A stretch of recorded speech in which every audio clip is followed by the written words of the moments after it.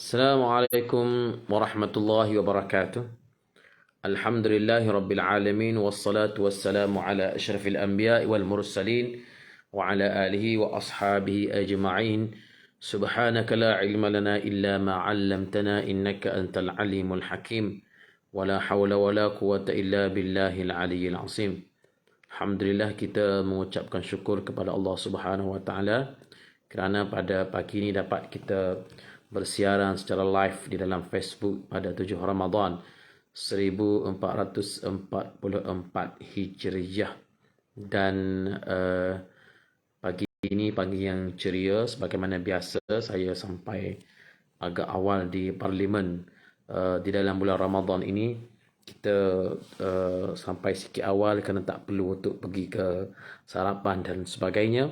So lepas subuh, sikit sebanyak aktiviti yang dilakukan selepas subuh, terus kita hadir ke Parlimen. Dan insya-Allah kita menunggu pukul 10 untuk bermulanya sidang Parlimen sebagaimana biasa. Dan saya berada di ruang ataupun di bilik ahli parlimen yang telah diperuntukkan untuk setiap ahli parlimen. Ada bilik, ada pejabat dan 3 orang ahli parlimen untuk satu ruang pejabat lah. Alhamdulillah, saya ucapkan terima kasih di atas sokongan semua.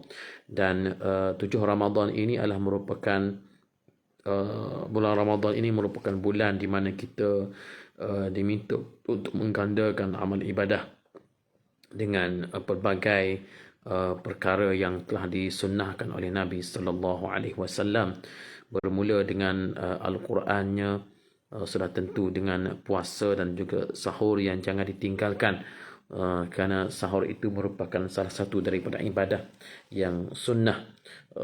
Kemudian solat berjemaah dan bacaan Al-Quran, sedekah, itu merupakan perkara-perkara yang tidak patut untuk kita tinggalkan sepanjang kita berada di dalam bulan Ramadan. Dan walaupun demikian, Ramadan ini juga adalah merupakan bulan di mana kita diminta untuk juga untuk tidak meninggalkan perkara-perkara yang melibatkan hubungan kita dengan manusia.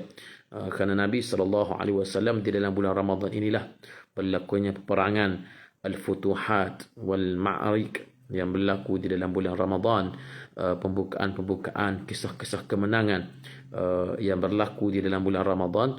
Sebagai contoh, pembukaan kota Mekah, kisah pembukaan kota Mekah, kisah peperangan Badar sebagai contoh tahun yang kedua Hijrah, berlaku juga di dalam bulan Ramadan. Alhamdulillah, terima kasih saudara Muhammad Fikran hadir dari Semiti, Kelantan. YB Idola Rahman, terima kasih banyak kepada semua. Dan kita sekarang berada di dalam tempoh sidang parlimen. Sidang parlimen akan tamat pada minggu hadapan. Walaupun di dalam bulan Ramadan, tetapi sidang parlimen masih terus berjalan kerana pada sidang kali ini menggabungkan kedua-duanya sekaligus berkenaan dengan ucapan titah diraja dan juga bajet. Jadi titah diraja itu pun dah panjang, sambung pula dengan bajet, sudah tu agak panjang lah sidang parlimen pada kali ini. Saudari Najwa, will you comment a little bit about the scheme rumah pertamaku and SPM tax refund what have been abolished lately? Berkenaan dengan, terima kasih saudari Najwa, Najwa Amirah kini. Baik, nak minta supaya kita komen berkenaan dengan skim rumah pertamaku dan SSPN. Setakat ini kita belum dimaklumkan secara detail lah, walaupun sudah ada kenyataan yang keluar. Skim rumah pertamaku yang dulunya tak payah bayar deposit, sekarang dah kena bayar deposit, tapi dikatakan digantikan dengan skim yang baru. Saya minta supaya kerajaan mengeluarkan secara terperinci apakah perbezaan di antara skim rumah pertamaku dengan yang dikatakan skim yang baru yang dikeluarkan oleh pihak kerajaan itu. Kerana kita tidak mahu, kalau nak masuk tak ada masalah, masuklah, tapi hendaklah digantikan dengan yang lebih baik daripada itu. Kalau nak masuk kemudian gantikan dengan yang kurang baik, itu beri kesan kepada rakyat. Juga dengan SSPN, kita agak duka cita dengan kerajaan yang sudah pun menamatkan pengecualian cukai income tax kepada mereka yang menabung di dalam SSPN. Kita tahu bahawa SSPN inilah merupakan mekanisme ataupun channel bagi ibu bapa muda. Betul sebagaimana yang disebut oleh Saudari Najwa. They are pretty bad news for the youth and young parents. Satu berita yang agak menyedihkanlah kepada orang muda dan juga kepada ibu bapa muda. Ibu bapa muda untuk menabung untuk pendidikan anak-anak mereka letak di SSPN yang merupakan serampang dua mata, iaitu untuk tabungan dan juga untuk mengecualikan daripada cukai, nak galakkan mereka menabung. Tapi tiba-tiba kerajaan tarik balik pengecualian daripada income tax. Jadi walaupun banyak lagi mekanisme yang lain, ada takafulnya, ada zakatnya, tetapi paling tidak SSPN ini satu channel yang boleh digunakan oleh ibu bapa muda untuk menabung untuk anak-anak mereka. Sebab sekarang ini dari sudut kos pengajian yang begitu tinggi, apatah lagi yang nak target kepada kerjaya yang terjamin, sudah tentu memerlukan tanggungan ataupun kemampuan yang agak tinggi. Jadi kita minta supaya kerajaan jangan buat keputusan dalam keadaan tergesa-gesa ini yang boleh menyebabkan mudarat kepada rakyat. Ini merupakan suatu perkara yang saya fikir satu lagi hadiah kerajaan kepada rakyat. Kerana kononnya pengbayar cukai sudah pun dikecualikan ataupun sudah pun dimurahkan sebanyak 2%. Itu tidak padan, tak berbaloi dengan apa yang yang kerajaan tamatkan pengecualian ini. Dan satu lagi hadiah kepada rakyat nampaknya, dan saya nampak kerajaan yang ada pada hari ini semakin cacah merbah dan semakin kocak-kacir sebenarnya. Kerajaan yang ada pada hari ini semakin agak kocak-kacir. Soal pembelaan kepada rakyat tidak nampak ia menjadi agenda yang utama, tetapi ia lebih kepada perkara-perkara sensasi, drama-drama air mata dan sebagainya. Ini isunya yang berlaku pada hari ini.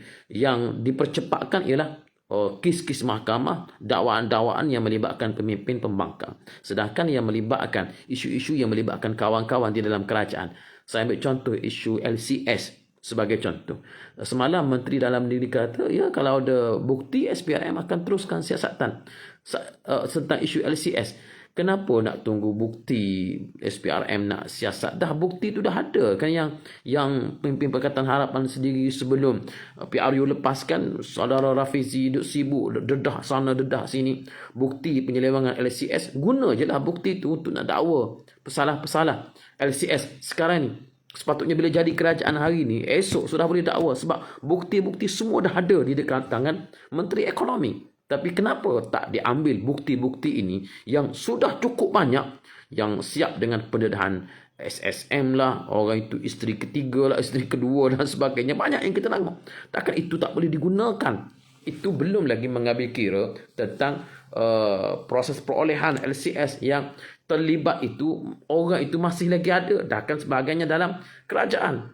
Panggil balik. Kenapa ditukar desain pada saat akhir? Apa kepentingan untuk tukar desain itu, dan kenapa soal perjanjian itu begitu lemah dibuat, seolah-olah perjanjian itu untuk nak bina LCS kapal itu siap ke tak siap ke kena bayar, yang menyebabkan 6 bilion sudah dibayar dalam keadaan satu pun tak siap lagi. Ini pelik. Jadi kerajaan yang ada pada hari ini dah kerajaan yang agak, saya fikir kerajaan cacah merbah, tapi kita tidak bimbang, insya-Allah suatu masa nanti kerajaan ini juga akan jatuh, insya-Allah. Banyak juga ni masa PN jadi kerajaan, bukti ada tapi tak ada ambil tindakan, saudara Muhammad Faizal. Okey, masa PN jadi kerajaan bukti ada. Kena ingat laporan PAC baru keluar tahun 2022. Laporan PAC isu LCS ini baru finalize baru tahun 2022. Okey, kita ambil timeline. 2018 ketika Kerajaan Barisan Nasional jatuh, naik Pakatan Harapan. Okey, pada tempoh itulah PAC mula detect ataupun mula nak ambil kes LCS untuk diprosidinkan.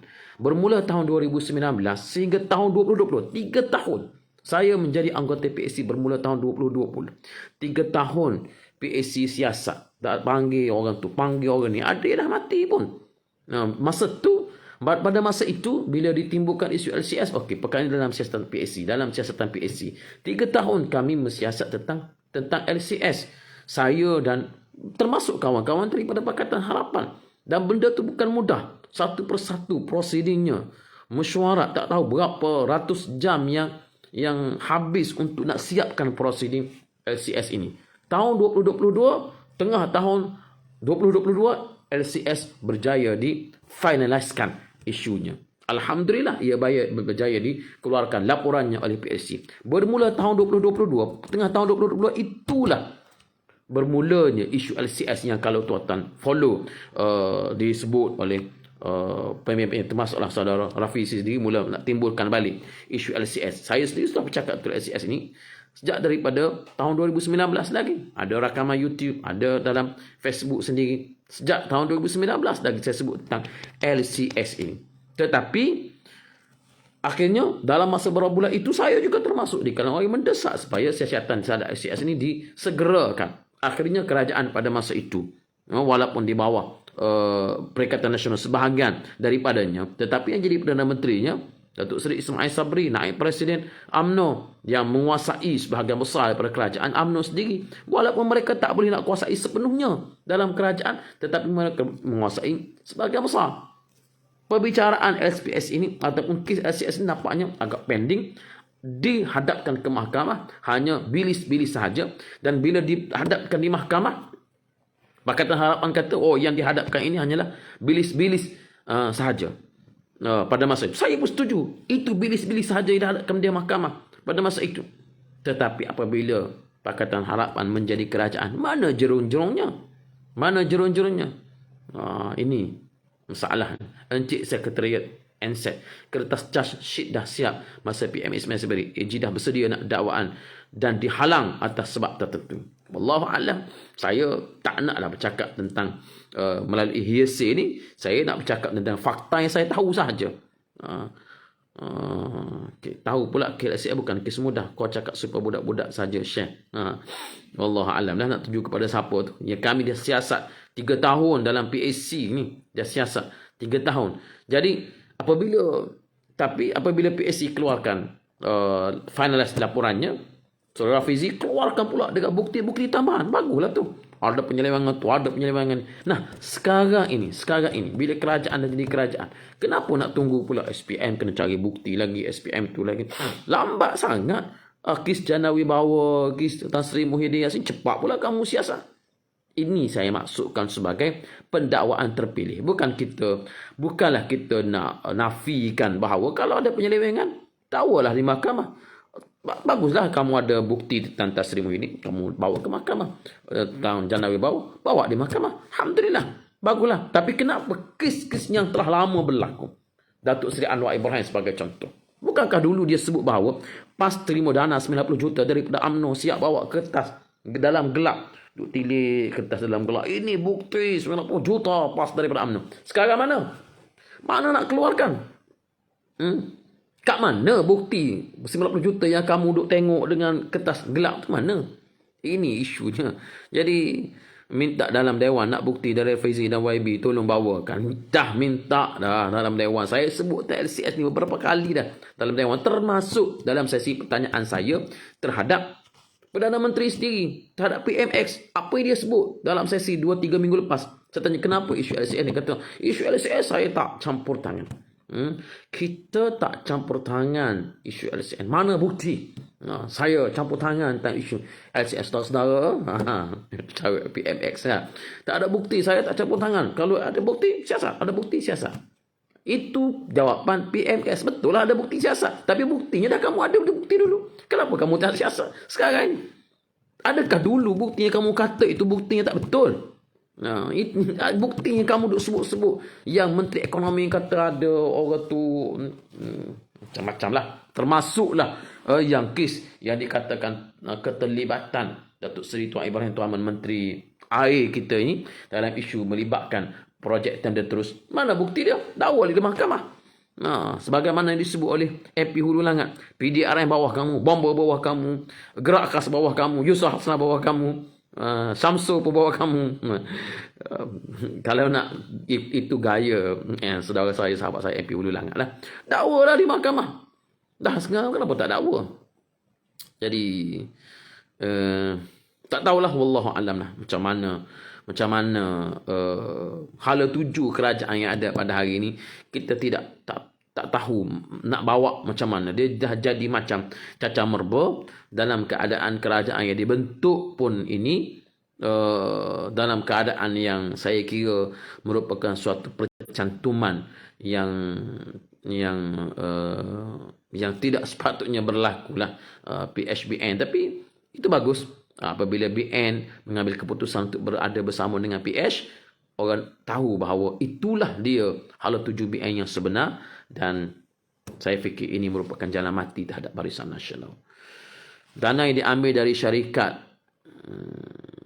dana politik yang diambil dari syarikat yang dapat projek ini sangat, sebab itu cepat, sebab nampak terus bukti keluar masuk dalam akaun.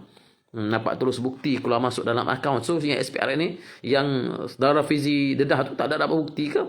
Apa yang buktinya? Dan kalau nak kira dana politik yang diambil dari syarikat yang dapat projek, nah sekarang tular surat, wallahu alam, Parti Amanah Kawasan Rembau dikatakan bagi projek Bazar Ramadan dan minta duit 50,000. Ada dalam surat yang tular, saya pun minta supaya pihak berkenaan supaya dapat buat penafian. Kalau betul, saya fikir ini merupakan, kalau nak dikira dengan kes yang melibatkan Parti Bersatu, so ini lagi teruk, ada surat, ada hitam putih, ada minta lah masukkan dalam akaun. Kena ada penafian.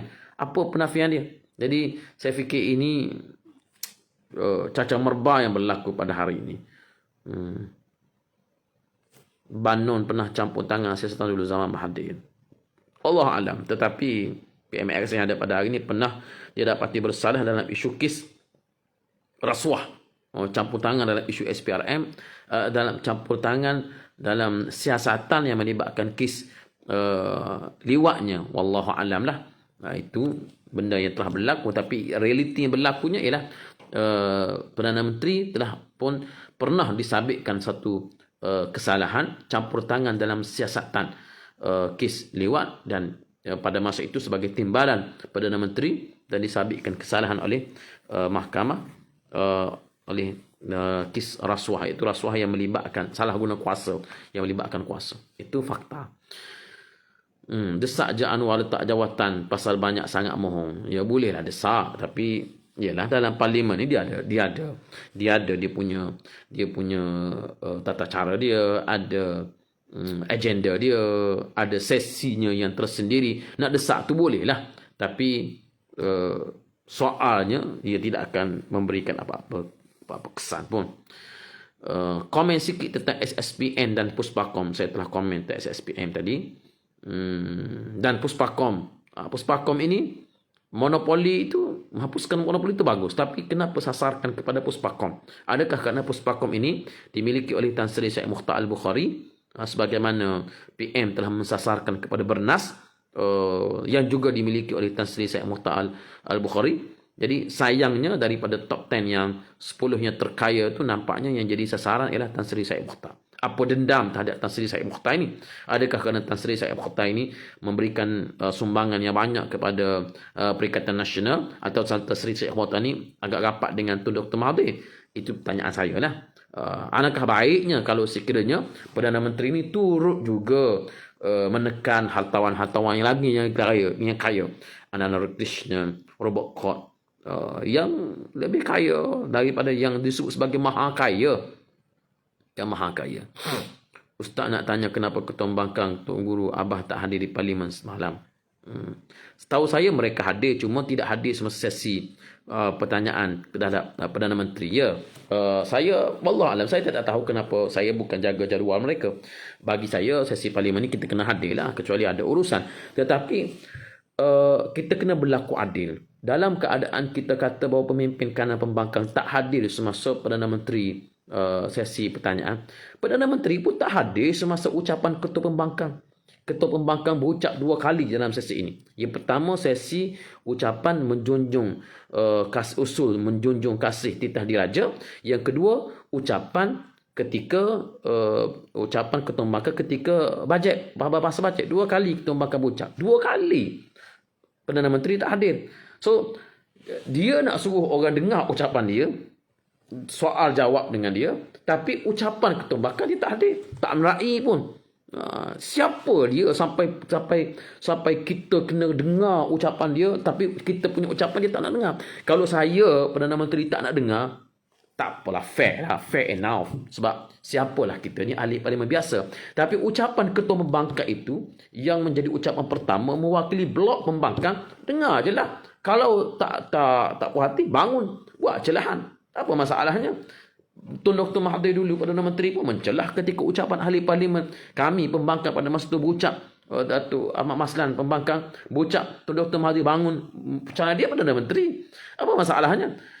Kamu tak nak dengar, kamu panas telinga dengan ucapan daripada kami. Tiba-tiba semasa kamu berucap, nak minta kami dengar. Of course lah, sepatutnya saya tak ada masalah. Saya boleh dengar je. Boleh dengar, saya boleh senyum, saya boleh tanya. Tak ada masalah. Tapi kalau Perdana Menteri sendiri itu boleh bersikap terbuka untuk nak dengar ucapan Ketua Pembangkang, kenapa? Pada masa itu bolehlah. Kalau nak pertikaikan pun, okey. Kenapa pemimpin pembangkang tak hadir dengar ucapan dengan jawapan saya? Sebab apa? Pada perkiraan saya, adakah kerana Perdana Menteri tak tahan untuk mendengar ucapan daripada Ketua Pembangkang ketika usul percaya yang dikemukakan pada Disember lepas. Pada Disember lepas, Ketua Pembangkang telah berucap membahas usul tersebut. Perdana Menteri ada di depan dan Ketua Pembangkang telah menyatakan beberapa perkara, termasuklah laporan antarabangsa berkenaan dengan Perdana Menteri dan sebagainya, yang saya nampak itu sangat-sangat mencederakan Perdana Menteri. Adakah kerana itu yang menyebabkan Perdana Menteri tak nak lagi dengar ucapan Ketua Pembangkang? So, kalau Perdana Menteri tak mahu dengar ucapan Ketua Pembangkang, tak mahu dengar ucapan, kalau tokoh pembangkang lain, katalah YB Pagu, YB Marang, baik itu ahli parlimen biasa, bukan Ketua Pembangkang, itu pun dia tak dengar, tak apalah. Kalau tak dengar itu pun tak apalah, ahli parlimen biasa. Ini ucapan Ketua Pembangkang. Ini ucapan Ketua Pembangkang. Kalau Perdana Menteri tak dengar, menteri-menteri tak dengar, nak respon tentang apa lagi?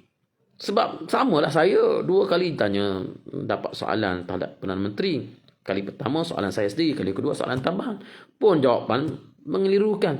Bila jawapan mengelirukan sebagai Perdana Menteri, saya fikir, yalah, boleh hadirlah sesi soal jawab ni, tapi jawapan yang akan diterima sama je lah. Sama je.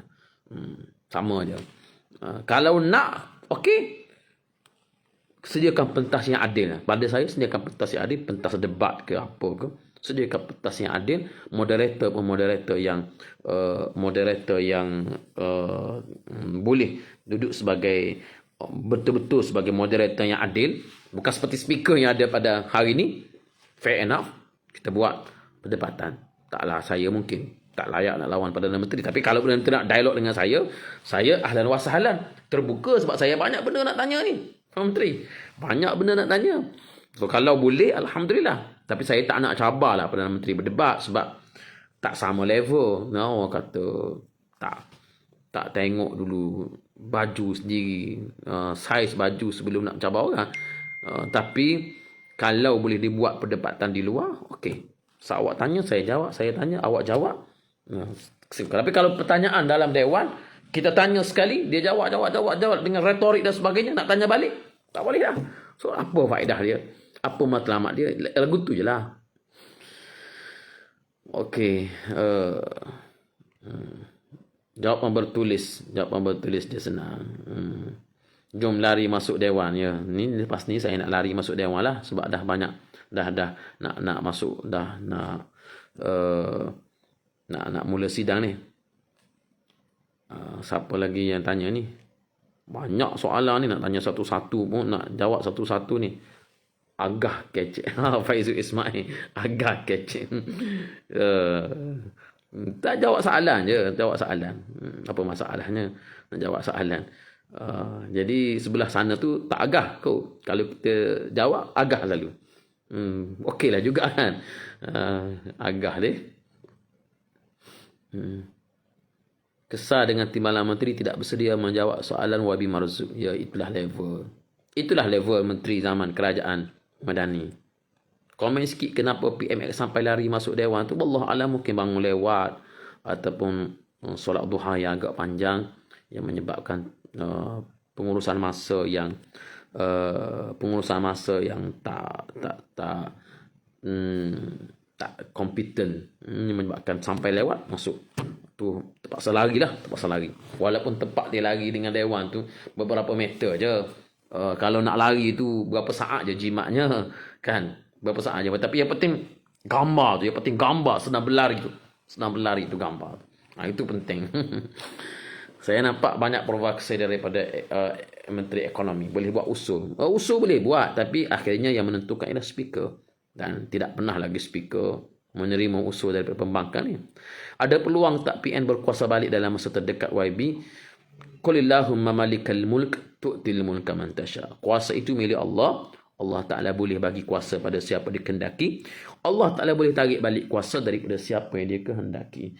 Jadi yang bagi kuasa ni ialah Allah Ta'ala. Dia boleh bagi, dia boleh tarik. Siapa-siapa saja dia boleh dia boleh buat apa yang dia kena. So soal dalam masa terdekat atau tidak ini terpulang kepada Allah Subhanahu Wa Taala. Tapi pada saya Ramadan ini adalah bulan untuk kita berdoa. Apa doa yang paling layak? Kerajaan ini cepat-cepatlah jatuh dan berakhir. Soal caranya macam mana? Wallahu alam, ya. Kita doa banyak-banyak supaya Allah Taala menamatkan kezaliman yang dilakukan oleh kerajaan yang ada pada hari ini. Okey, terima kasih banyak.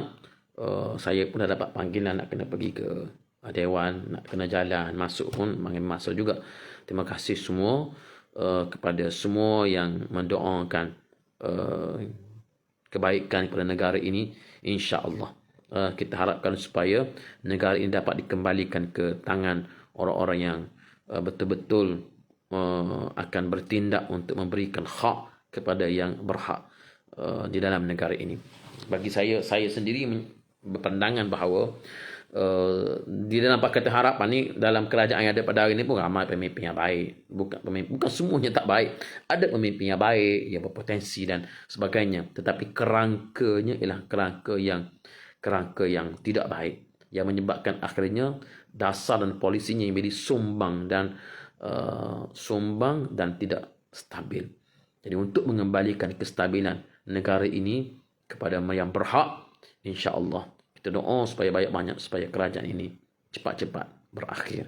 Wallahu a'lam. Assalamualaikum warahmatullahi wabarakatuh.